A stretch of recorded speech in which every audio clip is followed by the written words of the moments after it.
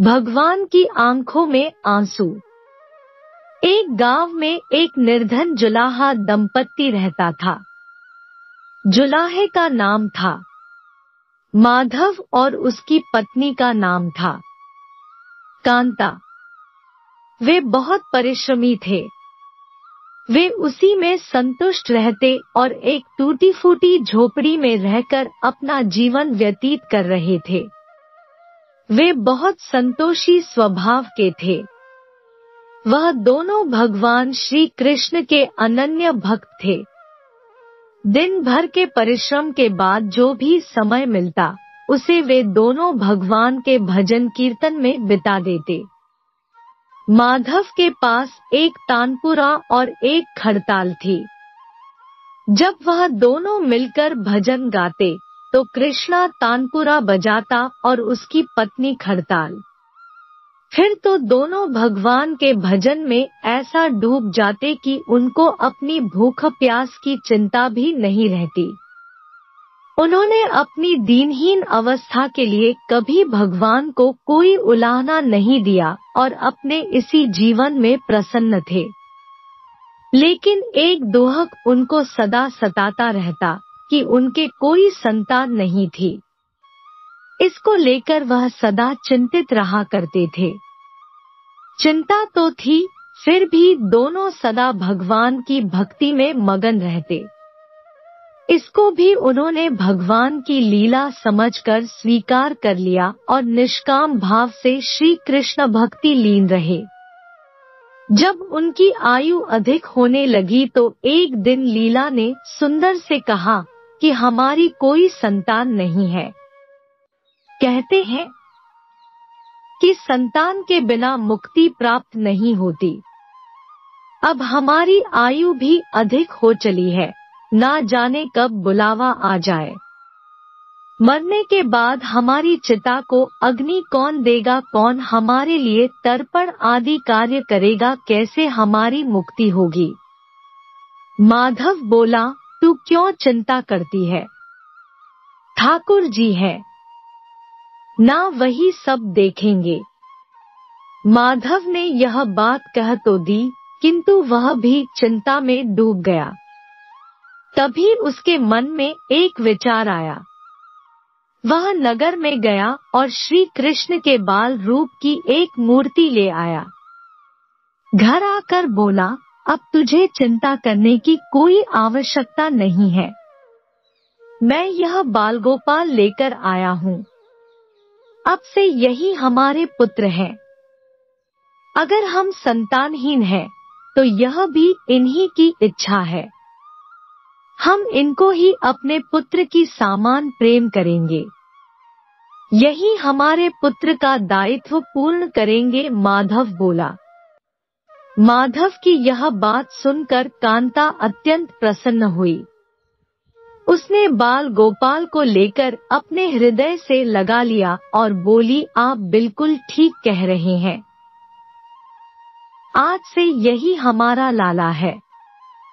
तत्पश्चात दोनों पति पत्नी ने घर का एक कोना साफ कर वहां उनके लिए एक बैठने का स्थान बनाया और एक चौकी लगाकर उस पर बाल गोपाल को विराजित कर दिया। उस दिन से जुलाहा दंपत्ति का नियम हो गया। वह प्रतिदिन बाल गोपाल को स्नान कराते, उनको धुले वस्त्र पहनाते, अपने पुत्र की तरह उनको लाडल दाते, उन्हीं के सामने बैठकर भजन कीर्तन करते और वहीं सो जाते थे। वो दोनों अपने हाथों से बाल गोपाल के लिए सुंदर वस्त्र बनाकर उनको पहनते, उनकी खाना खिलाते, उनको झूला झुलाते और रात को उनको सुलाकर ही स्वयं सोते थे। इन सब में उनको बड़ा आनंद आता। धीरे धीरे दोनों बाल गोपाल को अपनी संतान के समान ही प्रेम करने लगे। बाल कृष्णा अब उनके परिवार का हिस्सा बन गए थे। उनका उत्तर सुनकर भगवान ने पूछा, किंतु क्यों अपने जीवन में संतान की कमी को पूर्ण करने के लिए ही तो तुम मुझको अपने घर लेकर आए थे। यह सुनकर वह दोनों बोले, प्रभु हमको भय है कि यदि हमको संतान प्राप्त हो गई तो हमारा मोह उस संतान के प्रति बढ़ जाएगा और हम अब की तरह आपकी सेवा नहीं कर पाएंगे। उनका प्रेम और भक्ति से भरा उत्तर सुनकर करुणा निधान भगवान करुणा से भर उठे। उनके विचार सुनकर स्वयं भगवान की आंखों से अश्रु टपक पड़े। वह बोले, हे मैया, हे बाबा, मैं यहाँ आया तो था आपके ऋण को उतारने के लिए, किंतु आपने तो मुझको सदा सदा के लिए अपना ऋणी बना दिया। मैं आपके प्रेम का यह ऋण कभी नहीं उतार पाऊंगा। मैं सदा सदा तुम दोनों का ऋणी रहूंगा। मैं तुम्हारे प्रेम से अत्यंत प्रसन्न हूँ। तुमने अपने निर्मल प्रेम से मुझको भी अपने बंधन में बांध लिया है। मैं तुम्हें वचन देता हूँ कि आज से मैं तुम्हारे पुत्र के रूप में तुम्हारे समस्त कार्य पूर्ण करूँगा। तुम्हें कभी संतान का अभाव नहीं होने दूंगा। तुम ये तो जानते ही हो कि मेरा वचन कभी असत्य नहीं होता। ऐसा कहकर भक्तवत्सल भगवान बाल गोपाल की प्रतिमा में विलीन हो गए। उस दिन से माधव और कांता का जीवन बिल्कुल ही बदल गया।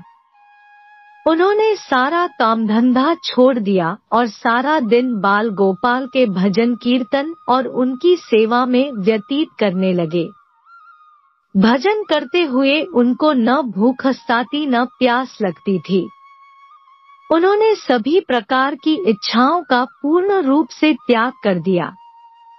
अब माधव कभी कोई कार्य करता तो केवल अपने बाल गोपाल के लिए सुंदर सुंदर वस्त्र बनाने का।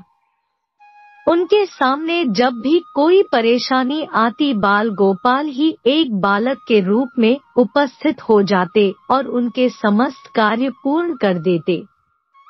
वह दंपत्ति और बालक गांव भर में चर्चा का विषय बन गए, किंतु गांव में कोई भी यह नहीं जान पाया कि वह बालक कौन है, कहां से आता है और कहां चला जाता है। धीरे धीरे समय बीतने लगा। अब जुलाहे दंपत्ति बूढ़े हो चले थे, किंतु भगवान की कृपा उन पर बनी रही। अब दोनों की आयु पूर्ण होने का समय आ चला था। भगवत प्रेरणा से उनको यह ज्ञात हो गया कि अब उनका समय पूरा होने वाला है।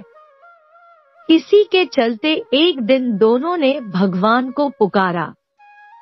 ठाकुर जी तुरंत प्रकट हो गए और उनसे उनकी इच्छा जाननी चाहिए। दोनों भक्त दंपत्ति भगवान के चरणों में प्रणाम करके बोले, हे प्रभु, हमने अपने पूरे जीवन में आपसे कभी कुछ नहीं मांगा, किंतु अब जीवन का अंतिम समय आ गया है, इसलिए आपसे कुछ मांगना चाहते हैं। भगवान बोले, निसंकोच होकर अपनी कोई भी इच्छा कहो। मैं वचन देता हूँ कि तुम्हारी प्रत्येक इच्छा को पूर्ण करूँगा। तब बाल गोपाल के अगाध प्रेम में डूबे उस वृद्ध दंपति बोले, हे नाथ, हमने अपने पुत्र के रूप में आपको देखा है। आपने भी पुत्र के समान ही हमारी सेवा की है। अब वह समय आ गया है जिसके लिए कोई भी माता पिता पुत्र की कामना करते हैं। हे दीन बंधु, हमारी इच्छा है कि हम दोनों पति पत्नी के प्राण एक साथ निकले। हे दयानिधान, जिस प्रकार एक पुत्र अपने माता पिता की अंतिम क्रिया करता है और उनको मुक्ति प्रदान करता है, उसी प्रकार हे परमेश्वर, हमारी अंतिम क्रिया आप अपने हाथों से कर हमें मुक्ति प्रदान करें। श्रीहरि ने दोनों को उनकी इच्छा पूर्ण करने का वचन दिया और बाल गोपाल के विग्रह में विलीन हो गए। अंत में वह दिन आ पहुंचा जब प्रत्येक जीव को यह शरीर छोड़ना पड़ता है। दोनों वृद्ध दंपति बीमार पड़ गए।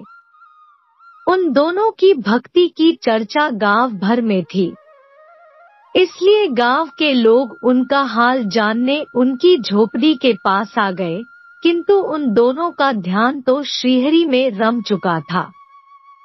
उनको नहीं पता कि कौन आया है, कौन नहीं। तभी अचानक एक चमत्कार हुआ। जुलाहे की झोपड़ी एक तीव्र और अलौकिक प्रकाश से भर उठी। वहां उपस्थित समस्त लोगों की आंखें बंद हो गई। किसी को कुछ भी दिखाई नहीं पड़ रहा था। कुछ लोग तो झोपड़ी से बाहर आ गए, कुछ वहीं धरती पर बैठ गए। तभी श्री हरि अपने दिव्य चतुर्भुज रूप में प्रकट हुए। उनकी अप्रतिम शोभा समस्त सृष्टि को आलोकित करने वाली थी, जो वातावरण में एक दिव्य सुगंध भर गई। वे अपनी मंद मंद मुस्कान से अपने उन भक्त माता पिता की ओर देख रहे थे। उनका यह दिव्य रूप देखकर दोनों वृद्ध अत्यंत आनंदित और मंत्रमुग्ध हुए जा रहे थे। अपने दिव्य दर्शनों से दोनों को तृप्त करने के बाद करुणामयी, लीलाधारी, समस्त सृष्टि के पालनकर्ता श्री हरि वहीं उन दोनों के निकट धरती पर ही उनके सिरहाने बैठ गए। भगवान ने उन दोनों भक्तों का सर अपनी गोद में रख लिया, उनके शीश पर प्रेम पूर्वक अपना हाथ रखा। तत्पश्चात अपने हाथों से उनके नेत्र बंद कर दिए। इतना करते ही तत्काल दोनों के प्राण निकलकर श्रीहरि में विलीन हो गए। पंचभूतों से बना शरीर पंचभूतों में विलीन हो गया। कुछ समय बाद जब वह दिव्य प्रकाश का लोप हुआ, तो सभी उपस्थित ग्रामीणों ने देखा कि वहां न तो माधव था, न ही कांता थी और न ही बालगोपाल बचे थे, तो मात्र कुछ फूल जो धरती पर पड़े थे और एक दिव्य सुगंध जो वातावरण में चारों ओर फैली थी। विस्मित ग्रामीणों ने श्रद्धा से उस धरती को नमन किया। उन पुष्पों को उठाकर ग्रामवासियों ने शीश से लगाया तथा माधव और कांता की भक्ति और गोविंद के नाम का गुणगान करते हुए चल दिए। उन पुष्पों को श्रीगंगा जी में विसर्जित करने के लिए। सच्चा भक्त वह है जो एक क्षण के लिए भी भक्ति से विमुख नहीं होता है, अर्थात जिसका चित्त ईश्वर में अखंड बना रहता है, वही सच्चा भक्त कहलाता है। सरल शब्दों में कहें तो भक्ति के अंतिम चरण का अनुभव करने वाले को ही भक्त कहते हैं। जय जय श्री राधे, जय श्री कृष्णा।